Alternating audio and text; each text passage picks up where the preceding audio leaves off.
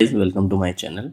आज हम लोग वृत्त का रिवीजन करने जा रहे हैं और इसमें जो भी चीज़ें होंगी वो देखेंगे। तो चलिए एक एक करके शुरुआत करते हैं। वृत्त क्या होता है? तो वृत्त अगर हम बात करें क्या होता है, तो ये अनंत बिंदुओं का वह समूह होता है जो एक पर्टिकुलर डिस्टेंस से, एक पर्टिकुलर पॉइंट से बराबर दूरी पर होते हैं। अब जैसे मान लीजिए कि हमारे पास ये पॉइंट है और हम कह रहे हैं कि इससे एक पॉइंट बनाइए जो कि कुछ डिस्टेंस पे हो, यानी इससे अनंत बिंदुओं का समूह बनाइए जो बराबर दूरी पे हो। जैसे आप अगर इनको बनाएंगे तो इस तरह से कुछ पॉइंट्स आएंगे जो कि हर बार इस पॉइंट से, इस वाले पॉइंट से बराबर दूरी पर होंगे। यस और नो? हमने क्या कहा? हमने कहा कि सारे बिंदु, जो ये सारे बिंदु होंगे, इनकी ये जो बीच में बिंदु रखा है इससे दूरी हमेशा क्या होगी? समान होगी। तो ये इस समान दूरी को हम त्रिज्या कहते हैं। क्या कहते हैं? त्रिज्या कहते हैं। यानी ये जो बिंदु हैं ये एक पथ का निर्माण, एक रास्ता बना रहे हैं। इस रास्ते को ही हम क्या कहते हैं? वृत्त कहते हैं। ठीक है, इस रास्ते को ही क्या कहते हैं? वृत्त कहते हैं। तो आपको आई होप ये बात समझ में आ गई होगी कि वृत्त है क्या। तो वृत्त जो है अनंत बिंदुओं का वह समूह होता है जो एक बिंदु से पर्टिकुलर डिस्टेंस पे हमेशा बराबर दूरी पे रहते हैं। ठीक है, तो चलिए परिभाषा लिख लीजिए।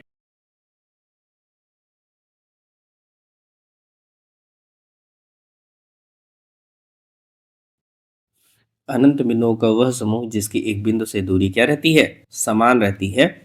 वो जो बिंदु पथ है वो क्या कहलाता है? वृत्त कहलाता है।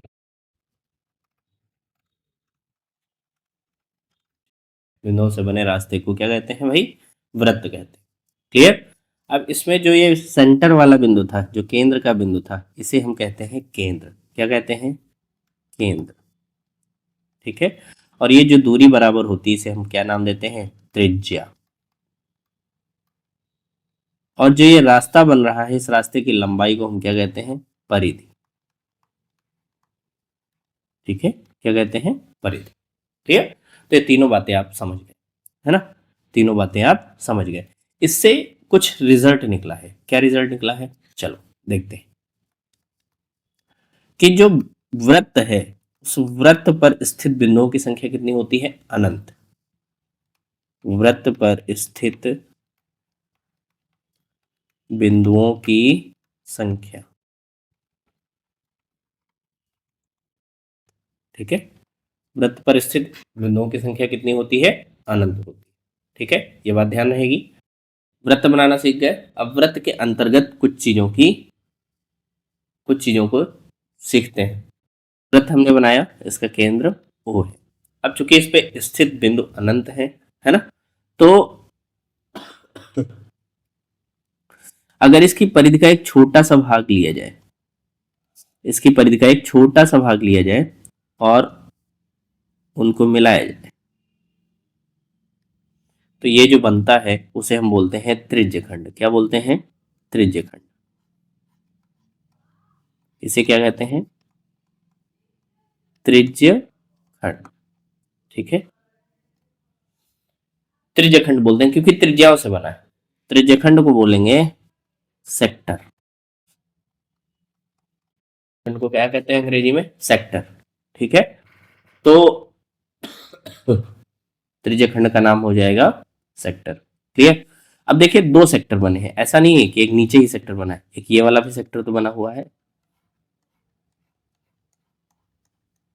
ये दो सेक्टर बने हुए हैं, तो इस छोटे वाले को जो नाम देते हैं वो लघु वृत्तखंड नाम देते हैं। लघु त्रिज्यखंड। छोटे वाले को क्या नाम देते हैं?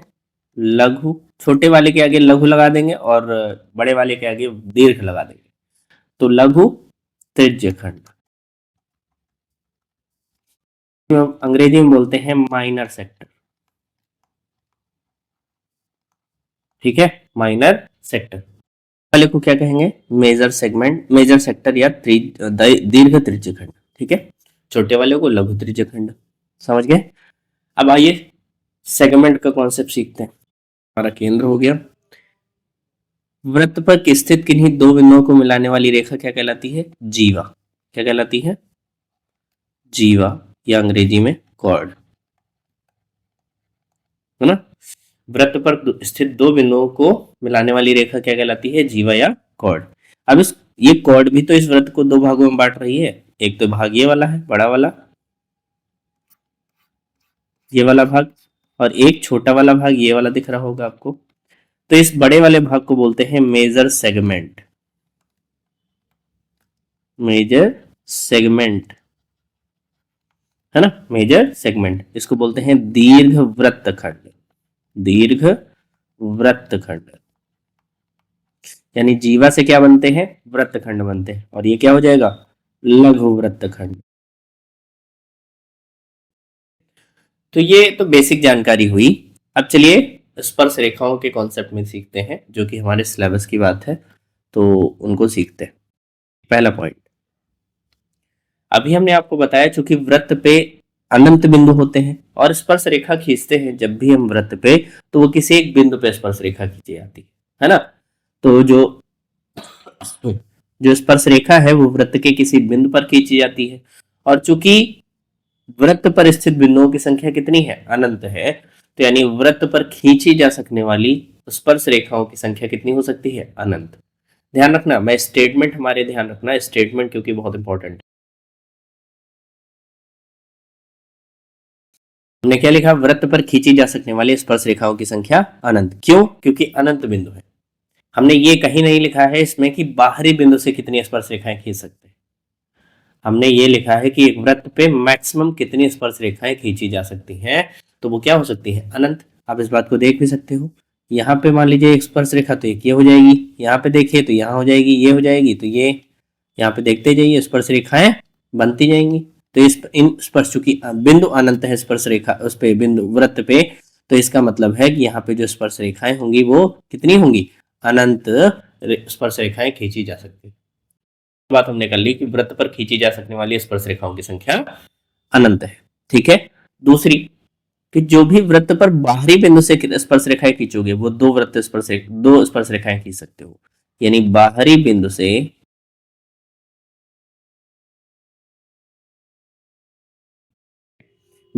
से वृत्त पर खींची जा सकने वाली स्पर्श रेखाओं की संख्या कितनी है? 2 है। ठीक है। तो ये बात भी आपको ध्यान रखना। कैसे? मान लीजिए एक बाहर पॉइंट ये है, तो एक स्पर्श रेखा ऊपर बन जाएगी और एक स्पर्श रेखा नीचे बन जाएगी।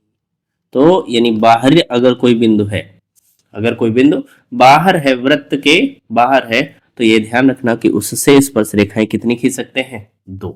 लेकिन अगर कोई बिंदु वृत्त पर स्थित है, वृत्त पर स्थित किसी बिंदु से, वृत्त पर स्थित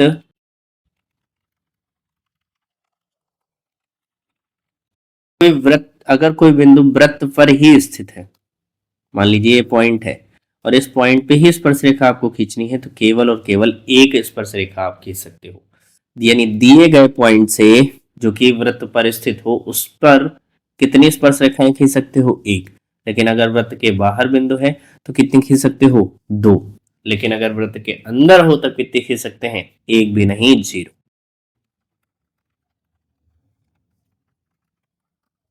कोई पॉइंट वृत्त के अंदर ही है, मान लीजिए इस पॉइंट की बात कर रहा है, ये तो केंद्र हो गया, इस पॉइंट की बात कर रहा है तो ये अंदर ही है, तो इस पे कोई भी स्पर्श रेखा हम नहीं खींच सकते हैं। इससे जो भी लाइन आप बनाओगे वो प्रतिच्छेदी रेखा बन जाएगी, वो कभी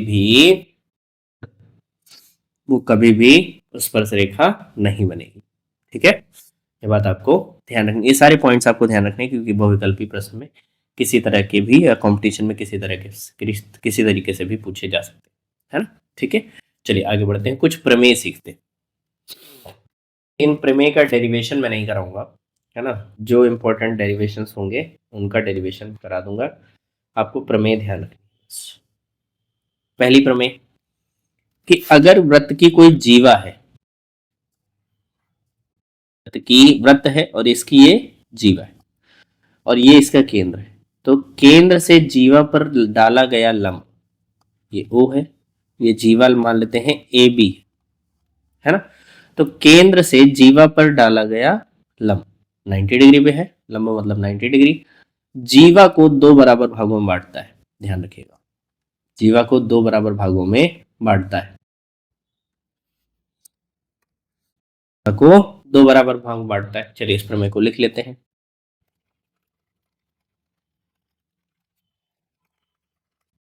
केंद्र से जीवा पर डाला गया लंब जीवा को दो बराबर भागों में बांटता है। इस बात का हम डेरिवेशन भी कर सकते हैं, डेरिवेशन डिस्कस कर लेते हैं, लेकिन जो भी लोग कंपटीशन वाले लोग देख रहे हैं वो डेरिवेशन पे ध्यान नहीं देंगे, केवल प्रमेय को ध्यान रखेंगे।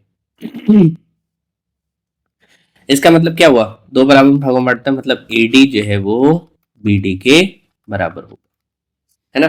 यानी ये वाली भुजा इस वाली भुजा के बराबर होगी, ये बात हमें ध्यान देनी। चलिए अगर हम इसको सिद्ध करना चाहते हैं तो सिद्ध करने के लिए अगर हम इसको लिखें तो एक हम अपनी तरफ से ये त्रिज्या बना देते हैं और ये त्रिज्या बना देते हैं, ये दोनों त्रिज्याएं होंगी, ये तो बात पक्की है ना, ओ ए भी होगी और ओ बी भी होगी। तो अब त्रिभुज ले लेते हैं, कौन कौन सा, ए डी ओ में या ए ओ डी में और बी ओ डी में। तो त्रिभुज ए ओ डी और त्रिभुज बी ओ डी में ये दोनों त्रिज्याएं हैं तो ये आर आर ही होंगी, ये आर आर मतलब दोनों बराबर होंगी। यानी त्रिभुज एओडी और बीओडी में ओ ए जो है बराबर है ओ बी के, ओ ए जो है वो ओ बी के बराबर है। उसके साथ साथ ओडी कॉमन है, ओडी जो है क्या है, उभयनिष्ठ है, ये दोनों तो त्रिज्याएं हैं। इसके साथ ये क्या है, उभयनिष्ठ है, उभयनिष्ठ है। उसके साथ साथ क्या हो जाएगा, ये वाला कोण 90 डिग्री हो जाएगा, यानी ए ओ डी जो है वो बी ओ डी के बराबर होगा। एंगल ए ओ डी जो है वो एंगल बी ओ डी के बराबर होगा, क्यों, दोनों 90 है। तो इसका मतलब दोनों त्रिभुज समरूप सर्वांगसम हो गए, तो यानी त्रिभुज ए ओ डी सर्वांगसम हो गया त्रिभुज बी ओ डी के। और चूंकि सर्वांगसम हो गया तो हम कह सकते हैं कि भाई सर्वांगसम त्रिभुजों में सब कुछ समान होता है, भुजाएं भी और कोण भी। तो भुजाएं यानी ए ओ डी की भुजा ए डी जो है वो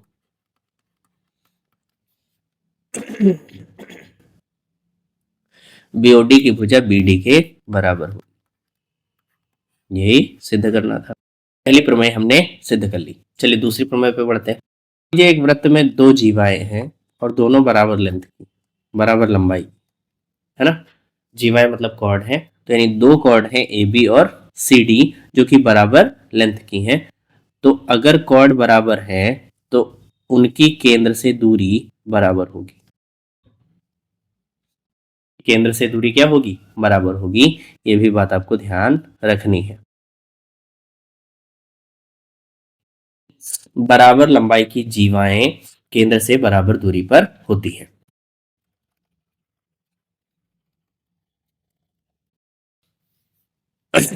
है ना।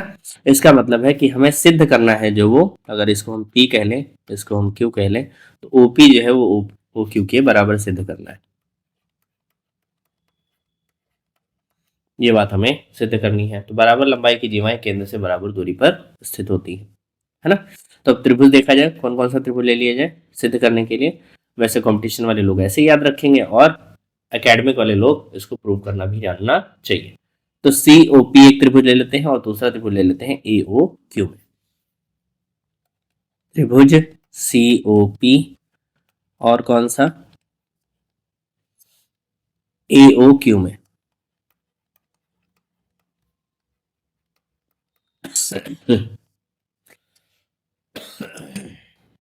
अभी हमने कहा कि भाई केंद्र से जो लंब डाला जाएगा, ये वाला लंब वो बराबर दूरी पे होगा, पहली वाली थ्योरम ही है। तो इसका मतलब ये वाला भाग इसके बराबर होगा, ये वाला भाग इसके बराबर होगा, है ना। तो लिखेंगे चूंकि ओपी लंब है सीडी पर, ओपी जो है वो सी डी पर लंब है। इस वजह से क्या होगा, क्योंकि ओपी जो है वो यहाँ पे देखिए ये वाला भाग सी डी पर लंब है, तो इसका मतलब सीपी और पीडी बराबर आ जाएंगे, है ना। तो सीपी और पीडी जो है वो बराबर होंगे, है ना। या यूं कह लीजिए सीपी जो है 1/2 ऑफ सी डी होगा। ठीक है, चलिए ऐसे ही OQ जो है वो लंब है AB पर, OQ लंब है AB पर, तो इस वजह से AQ जो है वो बराबर होगा BQ के या 1/2 ऑफ AB के, है ना। AB के बराबर होगा। क्लियर। अब चलिए त्रिभुज ले लेते हैं, तो त्रिभुज COP और AOQ। भाई AB चूंकि क्या था, चूंकि AB बराबर था CD के, तो इसका मतलब उनके आधे आधे भी बराबर होंगे, तो यानी CP जो है बराबर होगा AQ के। क्यों दिया है, ठीक है। और OA और OC दोनों क्या है, त्रिज्याएं हैं। OA और OC दोनों क्या है,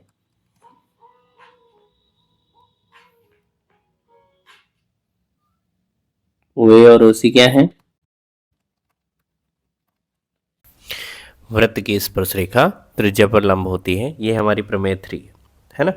तो कोई भी स्पर्श रेखा हम बनाएंगे किसी वृत्त पे, ये वृत्त है, और हम इस पे अगर कोई भी स्पर्श रेखा बनाते हैं तो वो स्पर्श रेखा हमेशा त्रिज्या पे लंब होती है। ये बात भी आपको ध्यान रखना है, इस बात से बहुत बड़े बड़े क्वेश्चन सॉल्व हो जाते हैं, है ना। तो आपको ध्यान रखना है स्पर्श रेखा जो हो वो त्रिज्या से लंब होती है, या केंद्र पर व्यास पे भी लंब हो सकती है, त्रिज्या पे भी लंब हो सकती है ना। चलिए देखिए, प्रूविंग उन प्रमेय की करनी है जो एग्जाम में आ सकती हैं। ये एक बेसिक प्रमेय है, और इसका जो अगर इसको सिद्ध भी करना है ना तो वो थ्योरेटिकली सिद्ध होगा, है ना, न्यूमेरिकली सिद्ध नहीं होगा। तो इस वजह से हम प्रमेय वो सिर्फ देखने वाले हैं जो हमारे एग्जाम के पॉइंट ऑफ व्यू से इम्पोर्टेंट है और जो आ सकती हैं। यहाँ पे ये एनालिसिस इसकी है सिर्फ और सिर्फ कि ये किस तरह से लंब हो सकती है, क्योंकि यहाँ कोई न्यूमेरिकल पार्ट इसका नहीं है। और प्रमेय एग्जाम में वहीं पूछी जाती है जो न्यूमेरिकली सिद्ध हो, है ना। तो चाहे वो सिमिलैरिटी का यूज़ करके हो, चाहे वो सर्वांग समता का प्रयोग करके हो, है ना। जैसे अगली वाली जो प्रमेय है वो आप सिद्ध कर सकते हो, जैसे प्रमेय 4,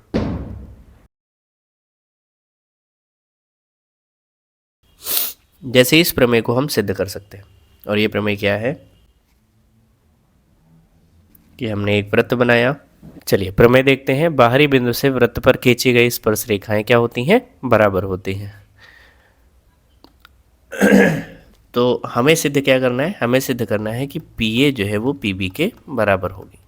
बाहरी बिंदु से वृत्त पर खींची गई स्पर्श रेखाएं बराबर होती हैं। तो चलिए हम एक त्रिभुज ले लेते हैं OAP और दूसरा त्रिभुज OBP में। तो त्रिभुज OA और कौन सा त्रिभुज, त्रिभुज OBP में, ठीक है।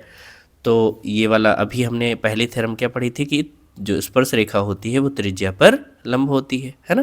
तो यानी पहली बात तो 90-90 तो ही बराबर हो जाएंगे। और ये OA देखिए, OA और OB दोनों क्या है, त्रिज्याएं हैं, है ना।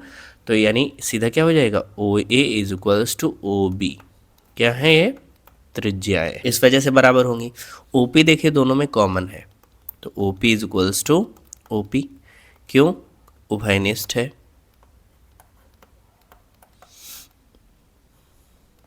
और तीसरा कि ये कोण 90 है, यानी OAP और OBP में।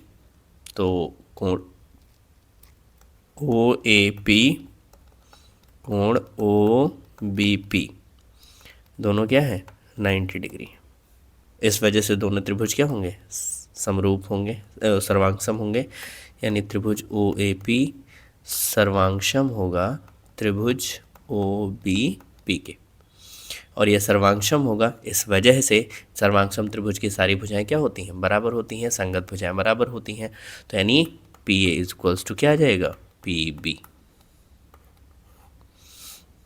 ठीक है, तो ये हमने सिद्ध कर लिया। आप इसको एज अ रिजल्ट बिल्कुल याद रखिएगा, क्योंकि ये रिजल्ट बहुत ज़्यादा प्रयोग में आता है। ठीक है, चलिए इस रिजल्ट में चूंकि ये 90 डिग्री है, तो अगर केंद्र को मिलाने वाली रेखा देखी जाए यहाँ पे, तो यहाँ पे क्या हो जाएगा, let's say this point is P, है ना।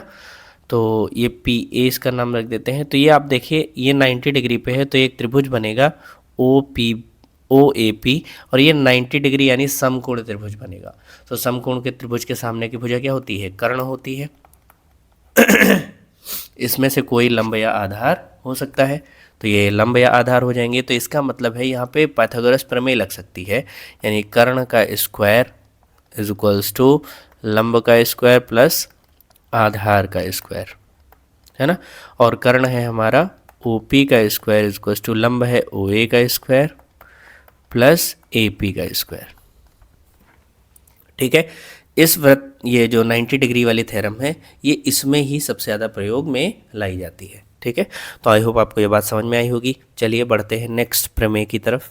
तो प्रमेय क्या कहती है, प्रमेय कहती है कि स्पर्श बिंदु से दो स्पर्श रेखाएं खींची गई, और ये स्पर्श रेखाएं जहां प्रतिच्छेद करती हैं तो उनके प्रतिच्छेद कोण, और इन दोनों स्पर्श बिंदुओं को मिलाने वाले रेखाखंड द्वारा केंद्र पर अंतरित कोण, इन दोनों का योग क्या होता है, या ये दोनों कोण संपूरक होते हैं। मतलब इन दोनों का योग कितना होगा, 180 होगा। चलिए तो लिखते हैं प्रमेय को। चलिए, तो प्रमेय है स्पर्श रेखाओं के प्रतिच्छेद बिंदु पर बना कोण स्पर्श बिंदुओं द्वारा केंद्र पर बने अंतरित कोण का क्या होता है, संपूरक होता है। मतलब आपको सीधा सीधा ए ओ पी और ए पी बी का योग 90 सिद्ध करना है। तो इसका मतलब है हमें A O B plus angle A P B, इसका योग कितना, 90 सिद्ध करना है। तो बहुत आसान है। अभी हमने पढ़ा है कि स्पर्श रेखा त्रिज्या पर लंब होती है, मतलब ये कोण 90 होगा और ये कोण भी 90 होगा, है ना। तो 90 है ही हैं ये दोनों, तो इसका मतलब है कोण ओ ए पी कितना होगा, 90 डिग्री। क्यों, ऐसे ही ओ बी पी भी कितना होगा, 90 होगा, है ना। अब देखिए ये एक चतुर्भुज है ओ बी पी ए, तो चतुर्भुज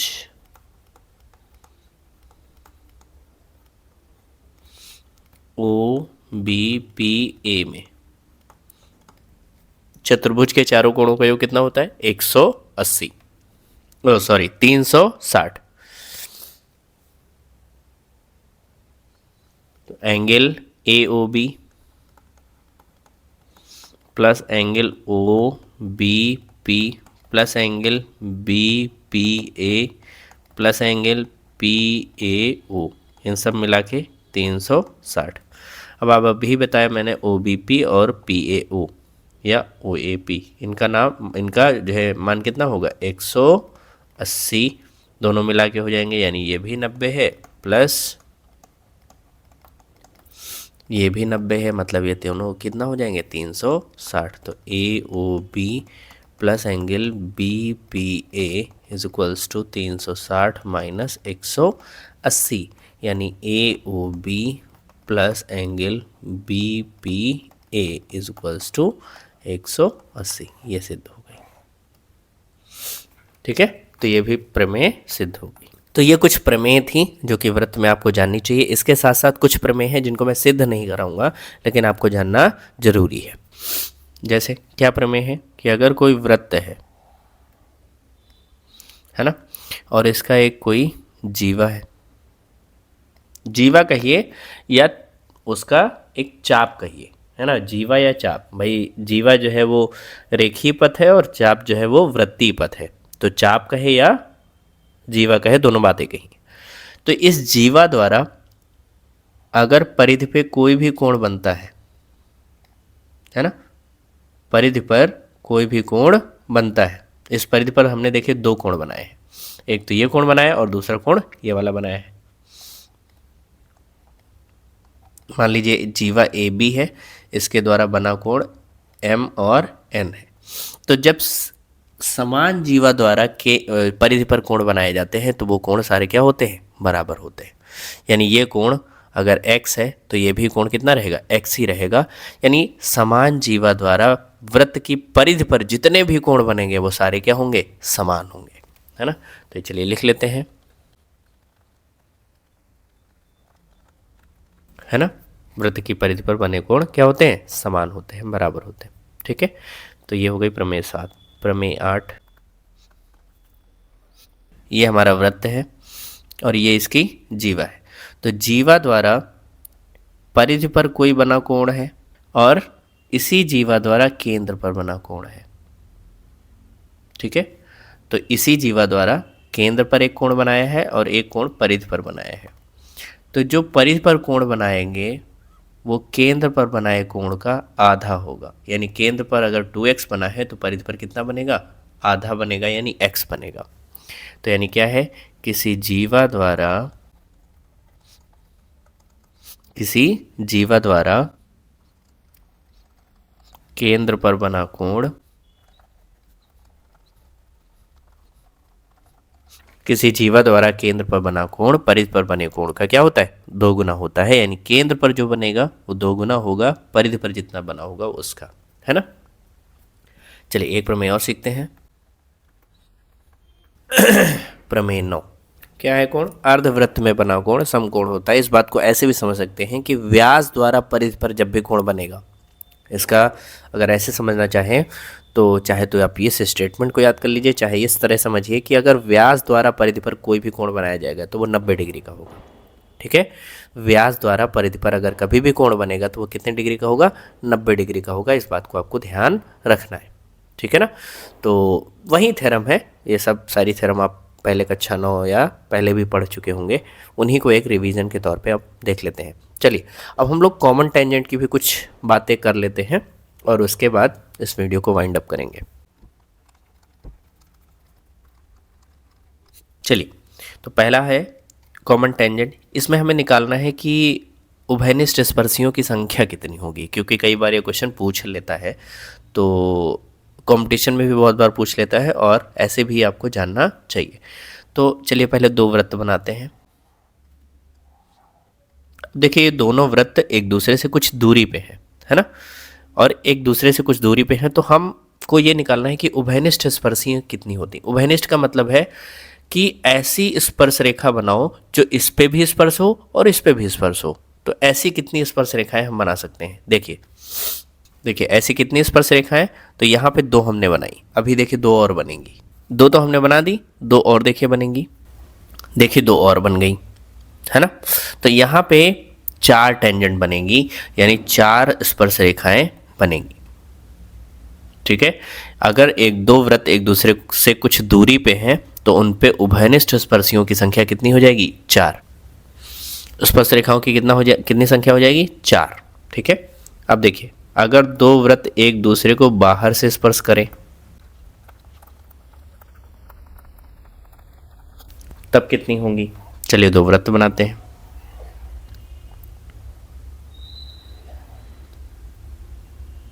ठीक है, तो ये 2 वृत्त हैं, अब इन पे हम कॉमन टेंजेंट बनाते हैं।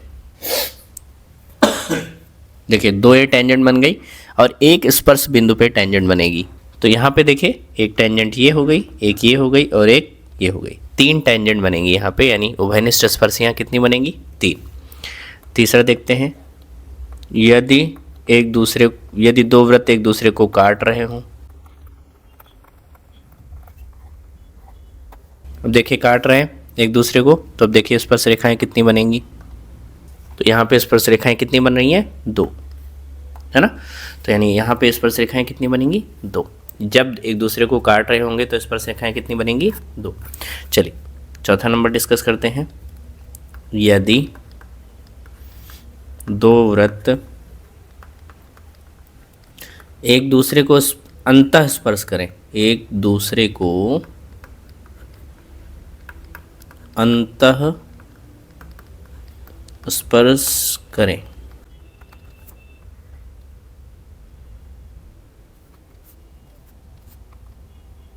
तो अब देखिए यहाँ पे टेंजेंट कितनी बन सकती हैं, देखिए केवल एक ही टेंजेंट बन सकती है, क्योंकि इसमें कोई भी कॉमन टेंजेंट ये वाली तो बनने से रही, जहाँ स्पर्श बिंदु है केवल वहीं पे एक टेंजेंट बनेगी।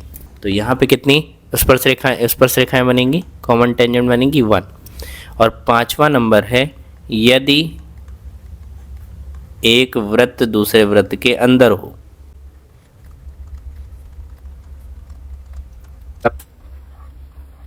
अब देखिए ये दोनों वृत्त एक दूसरे के अंदर है, एक वृत्त दूसरे वृत्त के अंदर है, तो इन पे कहीं पे भी कोई भी टेंजेंट नहीं बनाई जा सकती।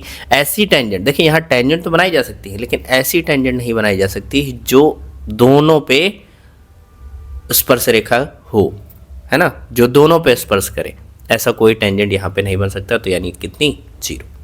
तो यहाँ पे आपको ध्यान रखना है कि इतने सारे केसेस हैं, है ना।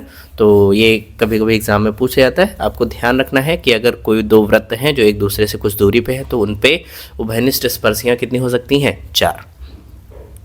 दूसरा, यदि कोई दो वृत्त हैं और उनको बाहर से एक दूसरे को स्पर्श कर रहे हैं, तो उन पे उभयनिष्ठ स्पर्शी कितनी होंगी, 3। अगर एक दूसरे को काट रहे होंगे दोनों वृत्त, तो स्पर्श रेखाएं कितनी हो जाएंगी, उभयनिष्ठ स्पर्श रेखाएं कितनी हो जाएंगी, 2। और अगर एक दूसरे को अंतः स्पर्श कर रहे हैं तो वो 1, और यदि एक वृत्त दूसरे वृत्त के अंदर ही आ जाएगा तो उस पर स्पर्श रेखाओं की संख्या 0 हो जाएगी, 0 हो जाएगी। ठीक है, तो चलिए इस वीडियो में इतना ही। नेक्स्ट वीडियो में हम लोग एनसीईआरटी के क्वेश्चंस वृत्त से रिलेटेड करेंगे और फिर इस चैप्टर को वाइंड अप कर देंगे। तो चलिए मिलते हैं नेक्स्ट वीडियो में, तब तक के लिए नमस्कार।